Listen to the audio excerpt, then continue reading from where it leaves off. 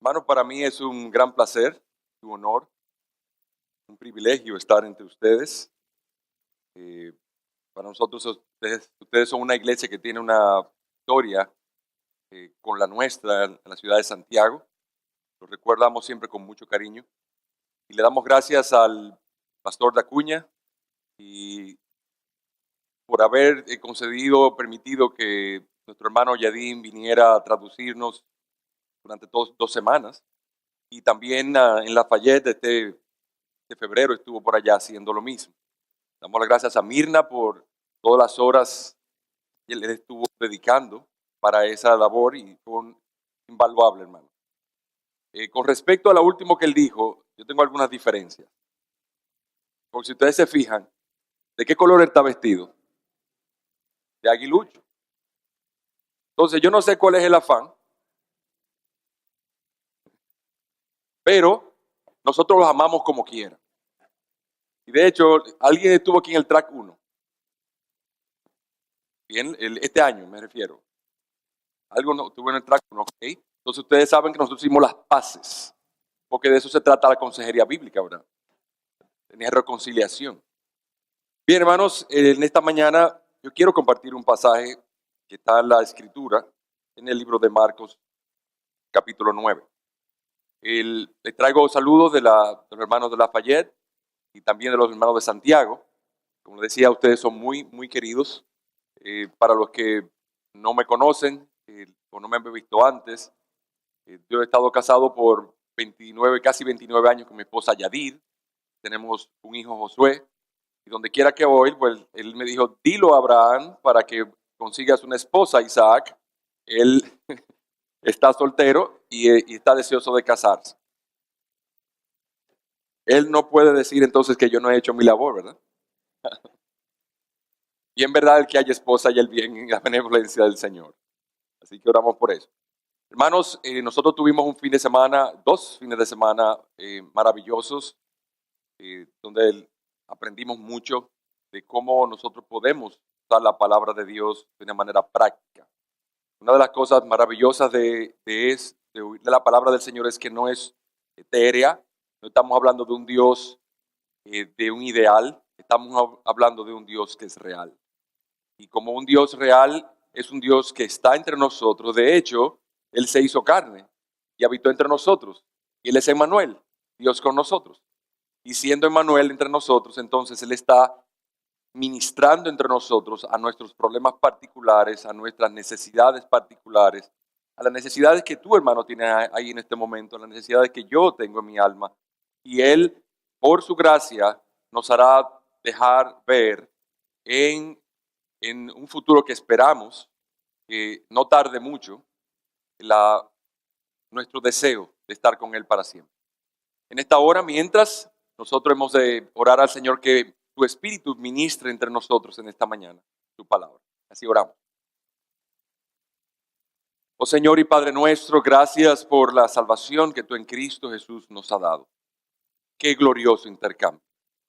Nosotros tuvimos un intercambio muy oscuro, porque nosotros preferimos oír la voz, otras voces a tu voz.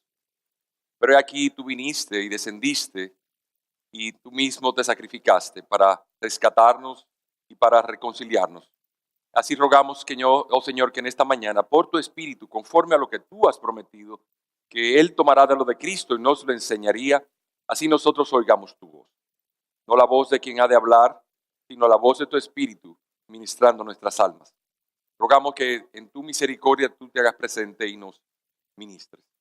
Perdona también todos nuestros pecados. Te lo rogamos en el nombre de Jesús. Amén.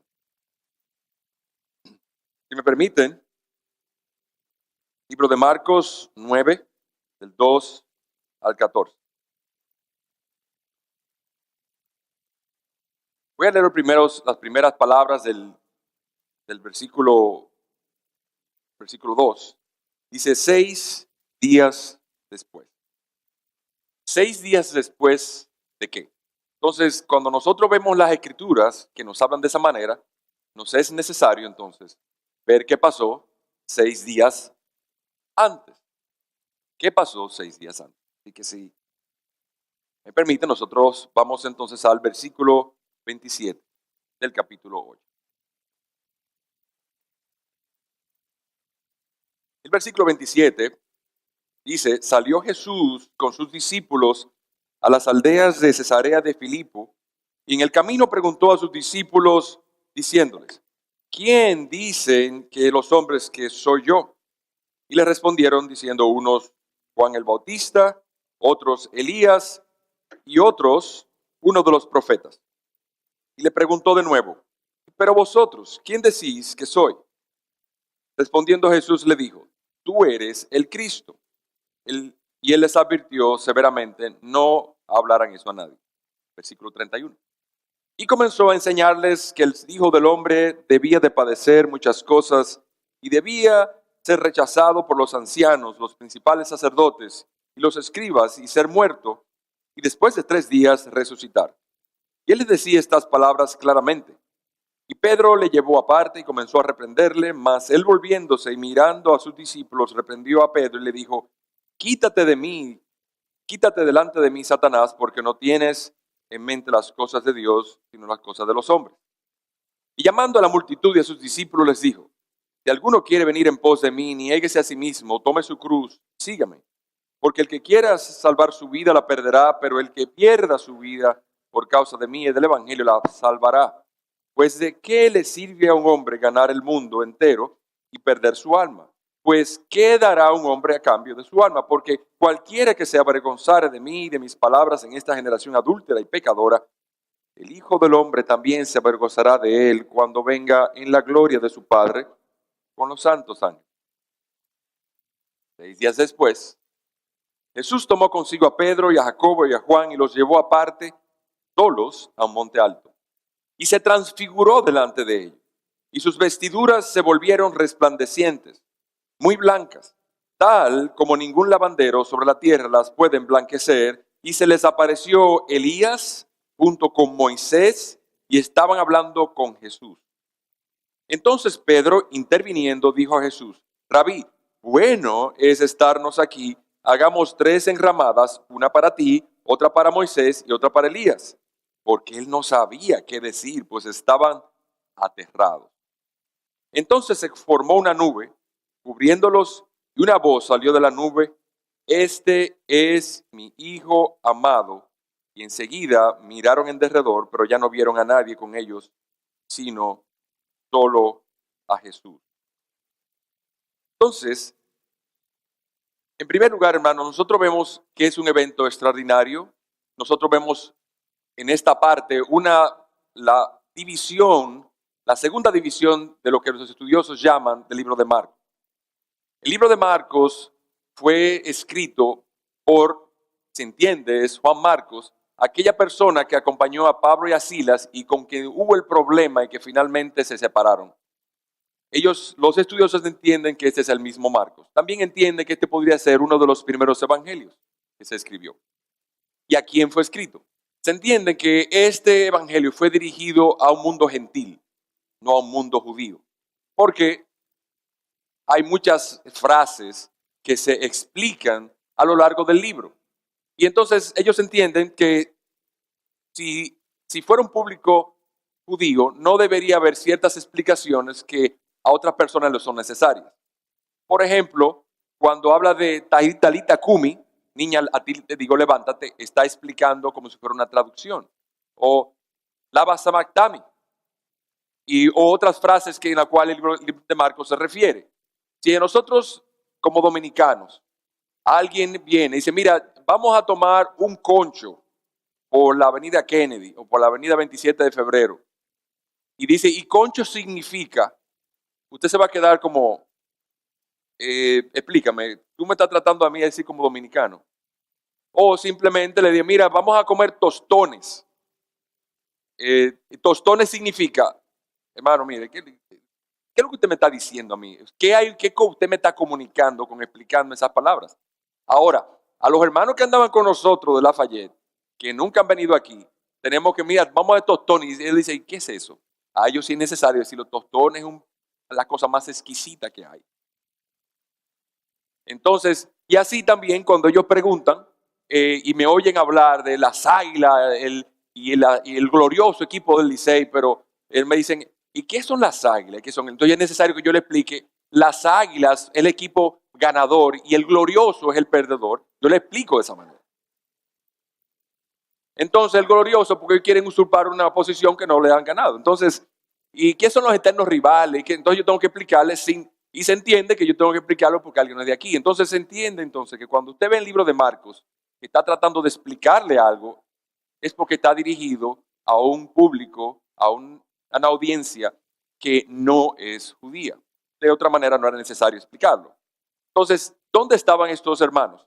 Se entiende también que el libro de Marcos fue escrito para hermanos convertidos que no estaban acostumbrados ni estaban familiarizados con las costumbres judías y que estaban en la ciudad de Roma. Por algunas frases que se mencionan, pareciera que las personas son de Roma, porque la traducción pareciera también en latín. Sea cual sea la situación, nosotros vamos a suponer que el público es gentil y que está en Roma. Entonces, la pregunta es, ¿qué pasa en los hermanos que están en Roma, que no están familiarizados con las costumbres judías y la tradición judía y el Antiguo Testamento, que es necesario escribirle? ¿Qué está sucediendo allí? Bueno, yo creo que para nadie es un secreto, es algo parte de la historia universal, la martirización de los cristianos en los coliseos romanos. Entonces había una persecución muy encarnizada en contra de los cristianos en varias vertientes. No solamente una persecución hacia ellos materialmente, despojándolos, físicamente matándolos, sino también ideológicamente, en términos de que la persona se atacaba en la sociedad y se perseguía ideológicamente a los cristianos. Así que si usted tenía un hijo en una escuela romana y usted era cristiano, usted no era muy bien visto. Los niños van a decir, ese es cristiano. Y lo perseguían, se burlaban de él. Pero también había una persecución religiosa, porque no era un secreto también que los romanos, el emperador romano, no se había conformado con simplemente tener todo el mundo presente conquistado, en lo que era conocido, sino también que él reclamaba para sí mismo la autoridad de Dios. O sea, que él demandaba de sus ciudadanos adoración. Entonces, en esta parte los cristianos comenzaron a tener muchos problemas, porque los cristianos no iban a someterse a semejante cosa, a adorar un hombre. Y nosotros vemos la historia de por qué fueron entonces martirizados. Ahora, entonces, en ese contexto en el cual estamos hablando, solamente pensemos cómo los hermanos, al ser despojados de sus bienes, al ser maltratados y abusados, sus familias quebradas, ideológicamente perseguidos y denigrados y humillados, y su dignidad quebrada, y además siendo llevados a los coliseos romanos, despedazados por las fieras, cómo los hermanos estaban siendo desalentados. ¿No le parece que es algo apropiado? O sea, ¿usted se desalentaría en algo así? Imagínese entonces que irrumpe unos soldados en su casa, toman su esposa y sus hijos, lo llevan a un lugar que usted no conoce, quizá en el camino la violan, la maltratan o la matan, y usted entonces es arrastrado al coliseo donde es despedazado por un león o un tigre. Entonces, bajo esa situación estaban los hermanos allá, y se entiende entonces que Marcos le escribe a esos hermanos allá. Ahora, también los estudiosos entienden que Marcos fue escrito tratando de alentar a los hermanos que están en Roma, respondiendo dos grandes preguntas en el libro de Marcos. Primera pregunta, ¿quién es Cristo? Y segundo, ¿qué pide Cristo de aquellos que le siguen? Entonces, si usted pone a pensar un poco, hace mucho sentido, porque la primera palabra del libro de Marcos es Evangelio del Señor Jesucristo, Hijo de Dios. Entonces, lo primero que dice el Marcos a los hermanos que están en Roma es que aquellos por los cuales ellos están siendo perseguidos, despojados, matados, rebajados y humillados, es nada más y nada menos que Dios mismo. Y entonces lo siguiente que sucede es, ¿y cómo yo voy a saber eso? Yo nunca he estado en Jerusalén, nunca he estado familiarizado con las profecías, las he escuchado, he creído en el nombre de Jesús, pero ¿cómo yo puedo ser alentado con las promesas de que Él es Hijo de Dios? Porque sucede entonces que una de las persecuciones ideológicas en la cual se estaba sometiendo es que Jesús, nada más y nada menos, yo estoy adorando a uno que se dice ser Dios, pero ese Dios que dice en el versículo 1 fue crucificado. Entonces, ¿cómo es que el emperador romano está cubierto de gloria, con laureles, cabalgando un caballo blanco en medio de la ciudad, arrastrando toda la gran multitud de caballos y tesoros venidos de otras tierras, cubierto de gloria? Y entonces aquel del cual tú dices que es el Dios que yo estoy adorando, entonces este Dios está cubierto de humillación, porque la crucifixión estaba destinada solamente para los criminales más terribles. Nunca podía ser crucificado un romano. Y entonces, ¿cómo es que tu Dios, a quien tú dices adorar, es uno que es crucificado como un delincuente? Sin embargo, el Dios a quien yo adoro, el emperador romano, venido de los dioses, él está cubierto de gloria y de esplendor. Entonces, Marcos es necesario entrar en los detalles de quién es Cristo para probar por qué es hijo de Dios y por qué es Dios. Entonces, él comienza diciendo, usted lo ve como él desarrolla el libro en los primeros capítulos, él comienza a probar que Jesús es Dios. ¿De qué manera? Lo primero que dice es que él sacó demonios. Entonces Jesús tiene autoridad sobre el reino espiritual de Satanás. También dice que él sanó la suegra de Pedro, lo cual dice entonces, le está comunicando que ese Jesús es Dios porque tiene dominio sobre las enfermedades. Y a lo largo de todos los primeros 8 capítulos, hasta el punto donde leímos, que cambia el tipo de pregunta que está respondiendo, nosotros vemos que él probó que Jesús es Dios, no solamente en tener autoridad sobre el reino de Satanás, sobre las enfermedades, también él tiene autoridad sobre los elementos naturales porque él calmó la tormenta. Tiene también poder sobre el pecado porque dice que él perdona pecado. Él tiene poder sobre las enfermedades porque él paró o sanó a un paralítico. Tiene poder sobre la vista, él puede devolver la vista a las personas. Él tiene poder y aún más, tiene poder sobre la ley ceremonial porque él sanó a un leproso sin contaminarse. Él le puso la mano sin contaminarse. Y aún más, él tiene poder sobre la muerte porque él resucitó muerto. Entonces, a partir de ahí, Marcos da un mensaje muy importante a los hermanos que están sufriendo en Roma porque está dando una esperanza. Ese Jesús que resucitó al hijo de la viuda de Naín, ese Jesús también te puede resucitar a ti. Jesús tiene poder sobre la muerte y está comunicando un mensaje sumamente importante a aquellos que están siendo perseguidos ideológicamente, contra aquellos que dicen, ¿cómo tú estás adorando a un crucificado, a uno que ya murió? No, Jesús resucitó. Tu emperador y todos los emperadores que han pasado antes de ti, por mucha gloria del cual hayan sido cubiertos, todos están muertos. Y el único enemigo que ellos no pudieron vencer en esta tierra, a pesar de que vencieron y desmembraron todos los ejércitos conocidos, es la muerte, porque todos están muertos. Pero ese a quien yo estoy adorando, que fue crucificado, no está crucificado ni está en la tumba, ha resucitado. Entonces, a los hermanos que están en Roma, esto es de gran consuelo al dejarles saber de que ¿quién es Jesús? Jesús es el Hijo de Dios y fue probado a lo largo de todos los relatos de mucha gente, de tal modo que yo puedo decir, pues eso es verdad, eso no es un invento, es realidad, no es un mito, no es una leyenda, Jesús es verdadero, Jesús es real. La segunda pregunta entonces que te dice que Marco está respondiendo es esta: ¿qué pide Jesús de aquellos que le siguen? Y nosotros leímos 6 días antes, ¿qué dice Jesús acerca de él?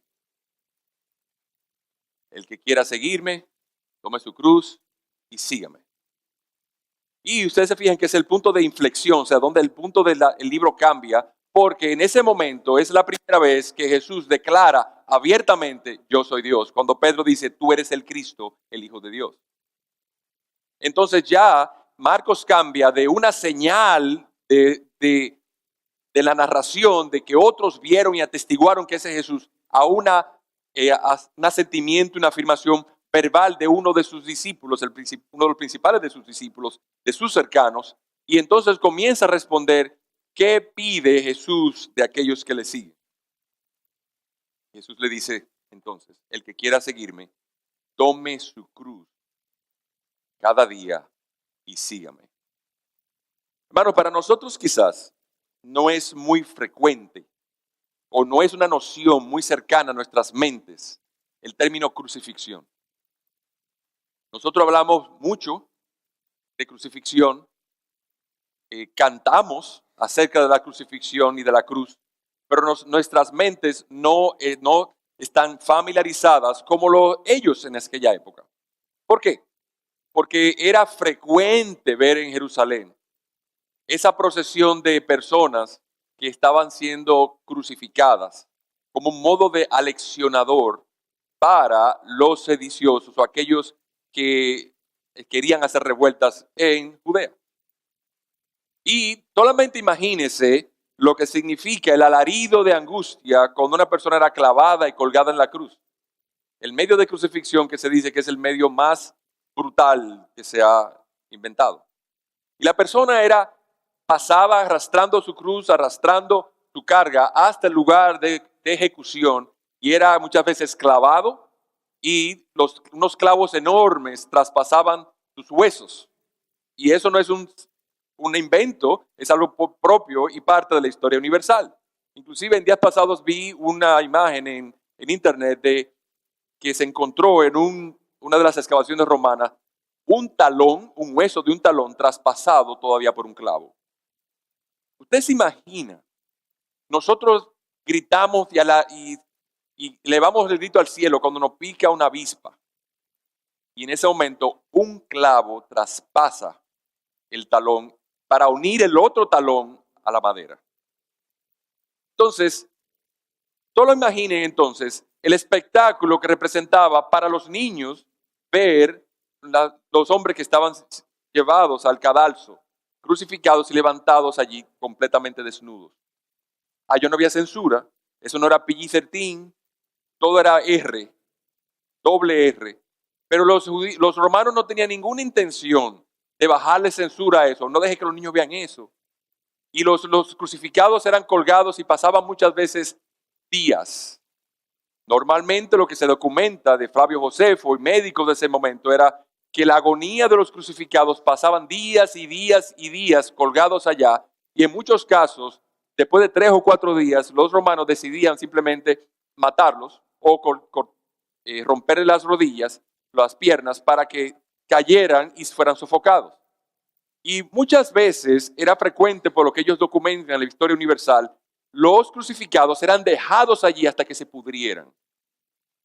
Así que los gusanos corrían por toda el área donde estaban los hombres crucificados. Y hermanos, eso es algo que le revuelve a uno el estómago.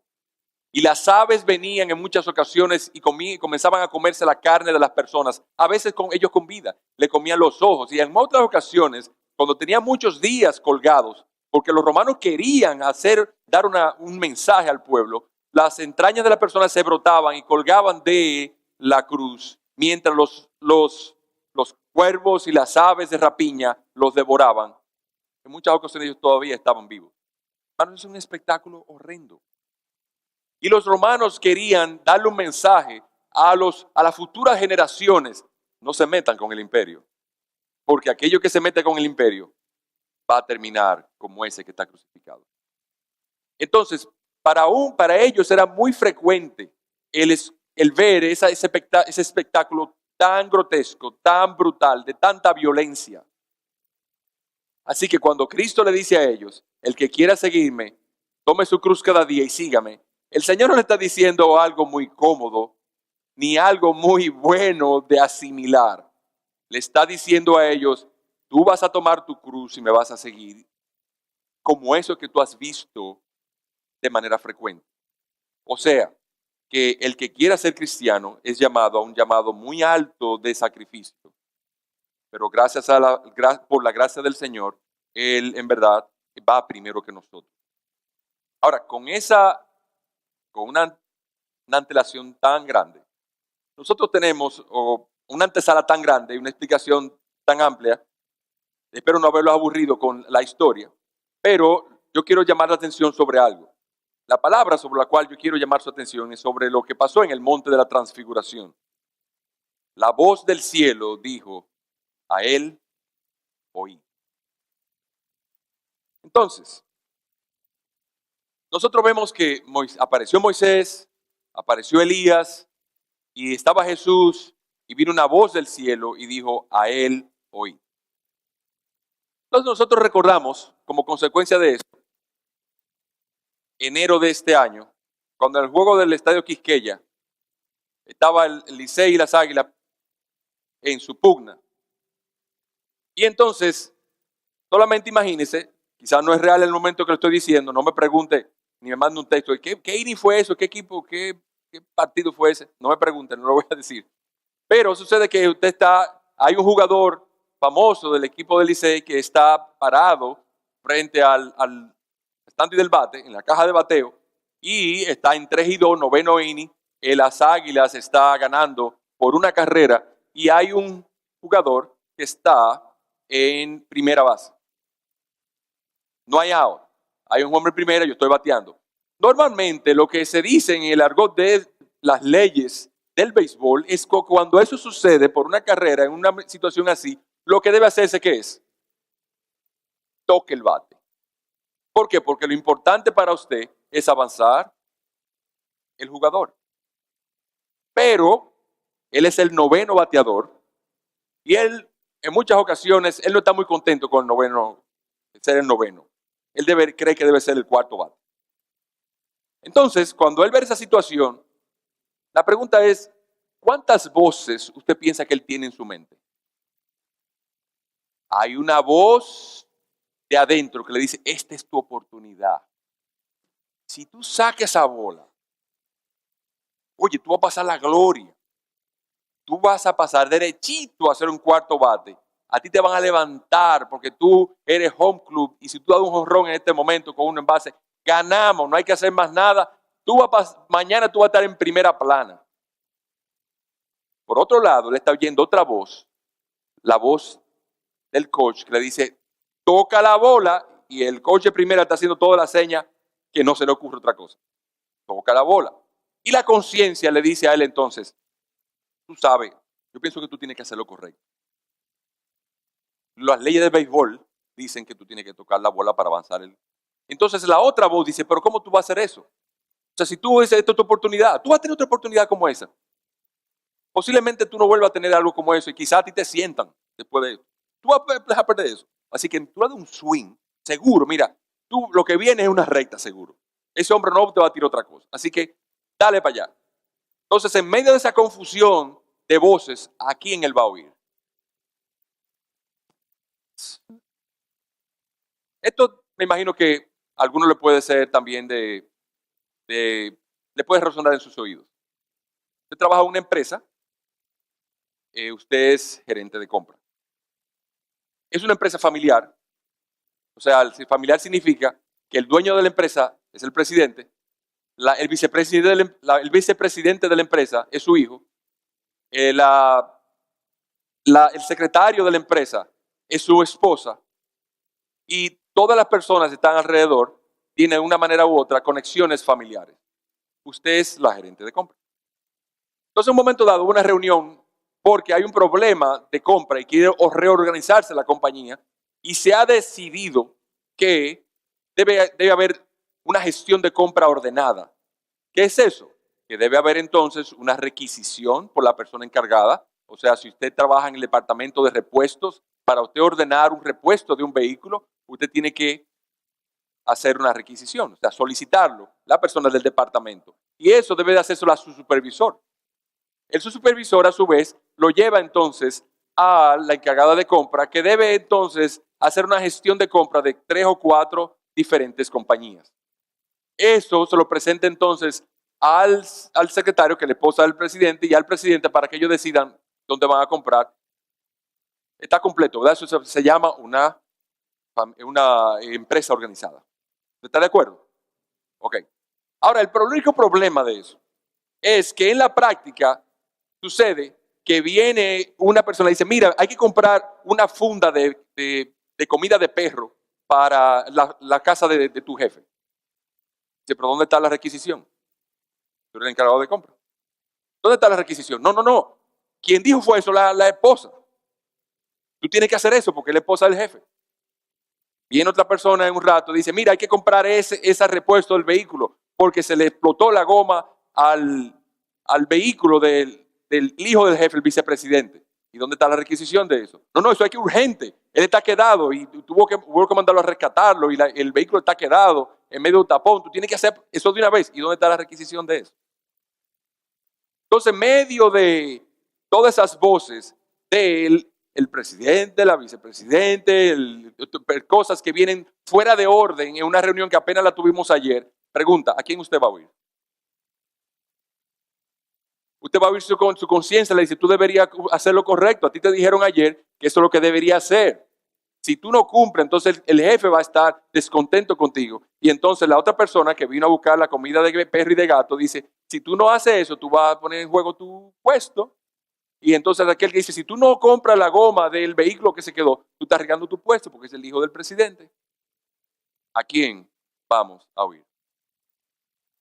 Vamos entonces al texto. Dice que allí apareció Moisés, allí apareció Elías y estaba Jesús. ¿Qué representa Moisés?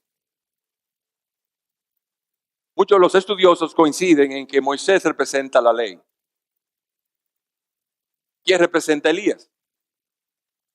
Muchos entienden que representa los profetas. Otros entienden que es la parte escatológica de todo esto, porque dice Elías vendrá en los últimos días. Pero también está la voz de Jesús, la voz del cielo. A él oíd, a Jesús oíd. Entonces, es algo importante en este momento saber que la ley, los profetas, el cielo me está hablando y está hablando en ese momento a él hoy. Ahora, vamos entonces a ver algo interesante en términos de lo que puede pasar en las personas que nos hablan. A nosotros nos pueden hablar la Biblia, la ley, los profetas, las tradiciones religiosas. Las tradiciones religiosas nos hablan a nosotros, nos dicen qué deberíamos hacer. Cuando nosotros en un país como el que estamos, de una tradición católica, nosotros tenemos muchas veces dificultades en medio de nuestros familiares porque ellos tienen una tradición y nosotros no oímos esa tradición y entendemos que no deben hablarnos ni tener autoridad en nuestra casa, pero hemos vivido con eso por mucho tiempo. Pero no solamente las tradiciones religiosas, sino la familia. La familia tiene una voz, los amigos, los maestros de la escuela, tu jefe, el gobierno, la televisión, internet, Jesús, también Satanás tiene una voz. Todos nos hablan. ¿A quién vas a oír?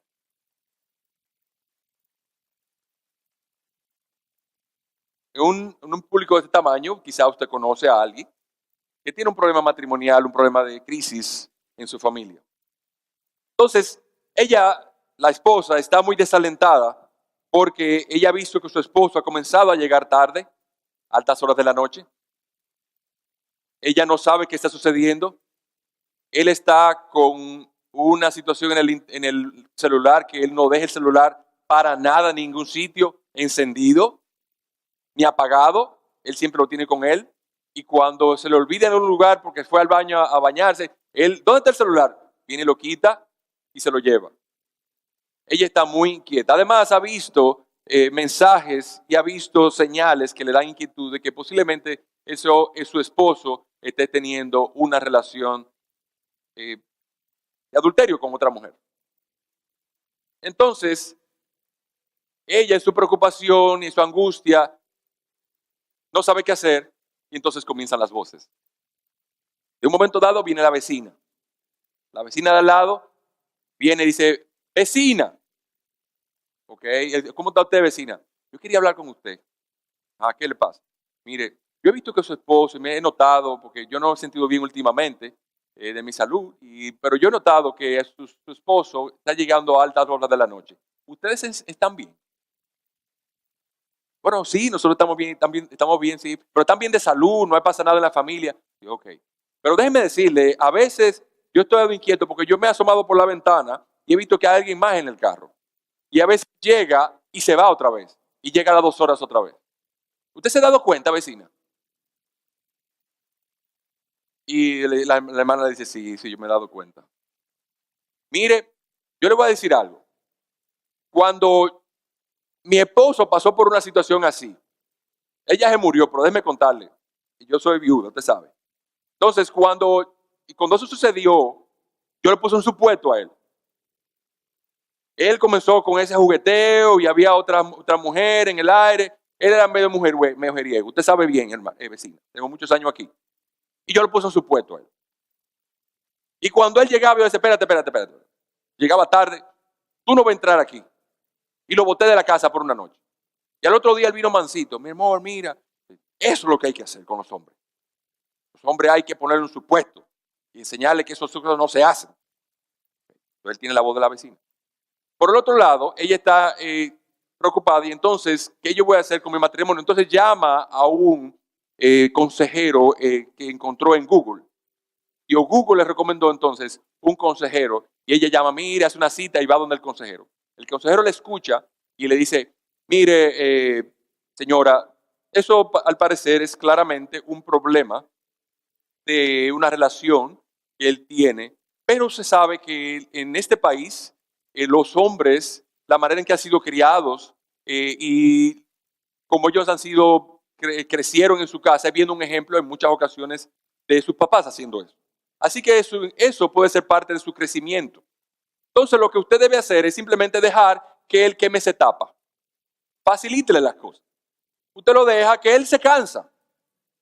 Él normalmente, un buen dominicano, él simplemente tiene sus asuntos por fuera y sus sucursales y tiene la casa principal. Y entonces, cuando él se cansa, él ve que eso no te vale la pena, entonces él quema esa etapa y vuelve, porque seguramente él no quemó esa etapa. Ella se queda, como que ese no me parece una buena voz, pero es una voz que está hablando. Entonces, además de eso, él dice, bueno, pero esto no puede ser. Y se encuentra con una amiga en el camino de infancia, y la amiga de infancia le dice, mija, ¿cómo estás tú? Y dice, bueno, mira, déjame contarte algo, yo estoy pasando una situación muy terrible, yo estoy desalentada, estoy rota por dentro, lloro todas las noches. ¿Qué te pasa, mana? Dime. Tú sabes que estamos casados, tenemos 15, 20 años de casada, entonces yo no sé, este hombre está saliendo de noche, veo mensajes raros, gente llamando a la casa, ya parece que al vecino lo han visto, y entonces parece que está con otra mujer. Mira, mana, yo te voy a decir lo que hay que hacer. Lo que tiene que hacer es lo que me dijo un consejero a mí, y eso sanó la situación. Él comenzó a salir. Pues es así. Pues mira, sal tú también. Y cuando él llegue a la casa a las 3 de la mañana, tú no vas a estar ahí. Y entonces, pues, mujer, ¿dónde tú estás? ¿Dónde tú estabas tú? Dime tú dónde tú estabas. Si tú me dices dónde tú estabas, yo te digo dónde yo estoy. Y entonces tú tienes también tu jueguito por ahí. Porque todos tenemos derecho. Entonces, si él tiene el derecho, tú también. Esa es otra voz que ella está usando. Por el otro lado, ella ve, no sabe qué hacer. La conciencia es la otra voz que le dice, mira, yo creo que tú no fuiste criada de esa manera. Es cierto que él está en eso, pero no me parece una buena cosa. A ti no te criaron para tú andar con otros hombres. Tú te casaste con este hombre y tú te casaste por la iglesia católica y eso no tiene divorcio. O sea, a ti te puede recomendar que te divorcies, que la dejes, pero eso no es tú te casaste por la iglesia. Y además, una mujer seria no hace eso. Eso es otra voz dentro de ella. Todavía no tiene consuelo, solamente está oyendo voz. Entonces, en un momento a otro, oye al pastor Dacuña, al pastor Yadín, predicando una cosa de internet, y habla del evangelio. Y ella comienza a escuchar del evangelio y de la paz del evangelio. Dice, eso es otra voz que está oyendo. Ella oye de un hombre llamado Cristo, lo cual ella conoce desde pequeño porque lo vio en el crucifijo. Y entonces ella sabía que ese es el Salvador del mundo. Y ella en su angustia, oye, pero quizás yo debería ir a esa iglesia el domingo. Y sé que he oído que dan consejería allá, entonces quizás yo debería ir a escuchar. Esa es otra voz que viene donde ella. Pregunta, ¿a quién vamos a oír? Entonces, la voz en el cielo nos dice a nosotros esto. Es cierto que tu maestro de escuela, es cierto que tu jefe, es cierto que la cultura, es cierto que la religión, es cierto que Google, es cierto que la televisión, internet, es cierto que aún Satanás te incita a escuchar, pero ¿a quién vas a oír? Lo que sí estamos viendo, hermanos, es que estamos sujetos a una enorme confusión de voces. Hay demasiadas voces hablándonos, demasiado voces opinando. ¿A quién voy a oír? Ahora, la Escritura, la palabra de Dios nos dice esto a nosotros, que cuando apareció Elías, cuando apareció Moisés, vino una voz del cielo que estableció y dijo las cosas claras. ¿A quién vas a oír? Dice Hebreos 1:1. Dios, habiendo hablado de muchas maneras en el pasado, ahora nos ha hablado por el Hijo, a quien constituyó heredero de todas las cosas. Pregunta, ¿de dónde viene esta confusión de voces? Hermano, esta confusión de voces no es de ahora. Si usted va al libro de Génesis, capítulo 3, usted va a ver que lo primero que ocurrió es que el hombre oía una sola voz. ¿Cuál voz? La de Dios. Pero en un momento dado, cuando ya el hombre y la mujer estaban creados, en el escenario entró una tercera voz, la voz de la serpiente.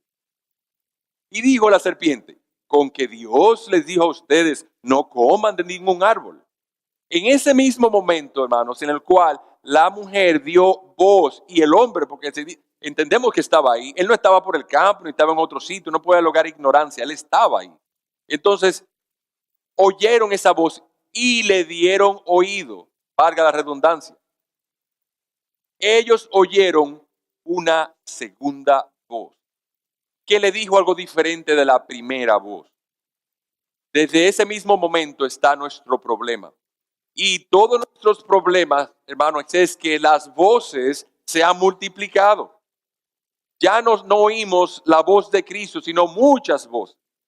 Y entonces, en medio de un momento difícil de decisiones apremiantes en nuestra familia, que nuestros hijos deben tomar decisiones, oye una voz que le dice, tu papá es un anticuado. Y la jovencita que está luchando entre su corazón por el jovencito de la escuela y sus padres dicen, ese muchacho no te conviene. Entonces hay una voz que le dice, tus papás no te entienden, pero él es bueno en el fondo. Y en el medio de tantas voces, la pregunta es, ¿a quién vamos a oír? Hermanos, la solución es tan simple.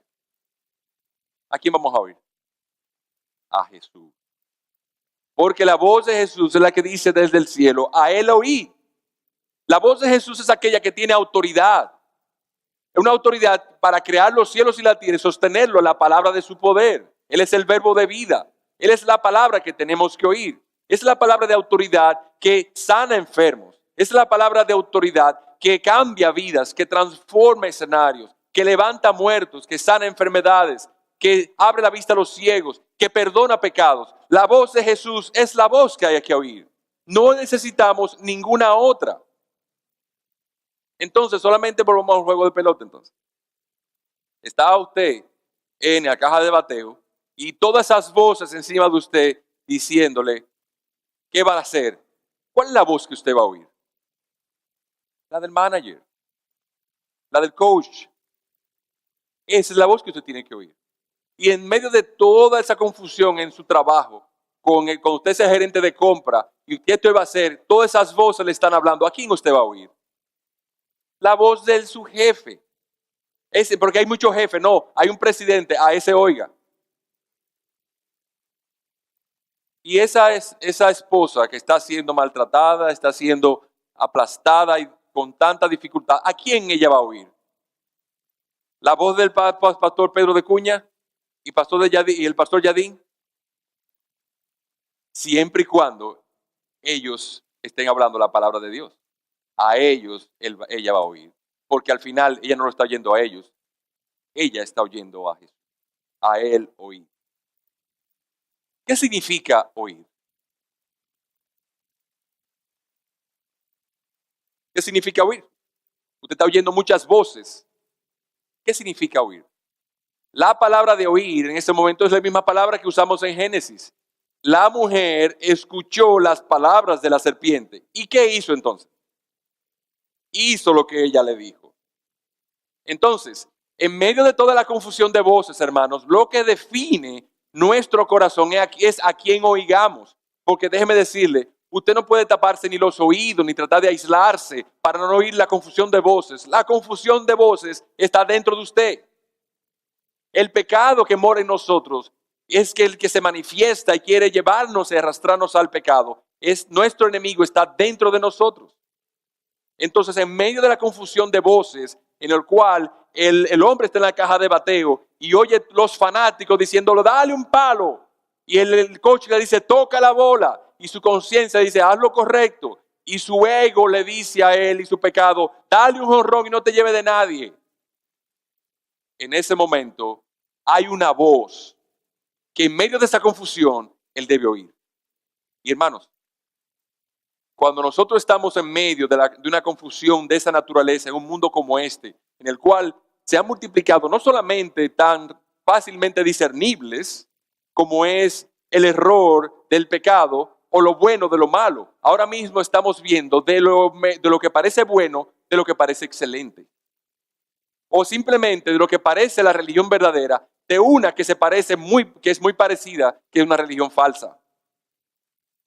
Las cosas en este mundo se han vuelto complicadas y difíciles de discernir.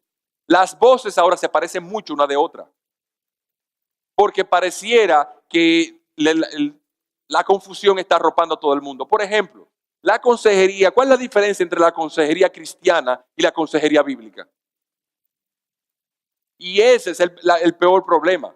Porque si alguien me dice del libro de Mormón, esto es falso. Yo sé cuál es el error de la verdad. Pero ¿qué pasa de una religión, de una secta o de uno que dice ser verdadero, pero te invitan como verdadero, te hablan de la Biblia y te hablan de los pasajes de la Biblia, pero tuercen las palabras de la Biblia? Se parece mucho y tú no te vas a dar cuenta hasta en el punto de la aplicación. Entonces, ¿cuál es la diferencia entre la consejería bíblica y la consejería cristiana? ¿Cuál es la diferencia entre una consejería integracionista, o sea, que pretende usar las palabras de la Biblia y al mismo tiempo honrar las palabras del humanismo en la psicología secular? ¿Cómo yo voy a discernir eso? Hermanos, solamente cuando mis oídos han sido ejercitados en el discernimiento del bien y el mal, como el libro dice en el libro de Hebreos capítulo 6, por la gracia del Señor yo podré ser librado del error y oír la voz correcta. Y cuando por su gracia nosotros hemos de orar al Señor, Señor, abre mis oídos a tu voz, porque la confusión es demasiado grande, las voces se parecen todas. ¿Cómo yo voy a identificar a quién le voy a hacer caso en medio de todas esas voces que me están hablando en un momento dado al mismo tiempo? Solamente cuando el Señor tiene misericordia de mí, abre mis oídos y yo veo claramente a quién debo oír. Oír significa entonces obedecer. Oír significa entonces hacer caso y actuar conforme a lo que se nos ha dicho que es. Así que, el ejemplo en Pentecostés, Pedro habló y predicó y las personas entonces se sintieron compungidos en su corazón y le dijeron, hermanos, ¿qué haremos? Y él le dijo, arrepiéntanse y bautícese cada uno. ¿Qué hicieron ellos? Ese día se convirtieron y se bautizaron más de 3,000 personas. La pregunta es, ¿oyeron ellos? Sí, oyeron. Oyeron la voz de Dios diciéndole que deben arrepentirse. Entonces, hermanos, en esto de escuchar los pasos o la manera en que Dios entiende que debemos proceder es esto. ¿A ti Dios te ha hablado en algún momento dado su palabra en la administración y te ha dicho tú tienes un problema con la ira? Entonces, ¿qué debemos hacer? Si yo he oído a esa voz del Espíritu diciéndome en mi corazón, la ira es pecado, me ha dado una convicción que yo debo hacer. Si yo lo oí, ¿qué yo voy a hacer? Yo voy delante de Dios en oración, me arrepiento, pido perdón a las personas, mi esposa, mis hijos, aquellos que están siendo afectados, aquellos contra han visto mi mal testimonio en mi trabajo, y entonces pido perdón al Señor y comienzo por la gracia del Señor a dar un buen testimonio y a mostrarle a ellos que Cristo no es un Dios de ira, Cristo es un Dios de paz.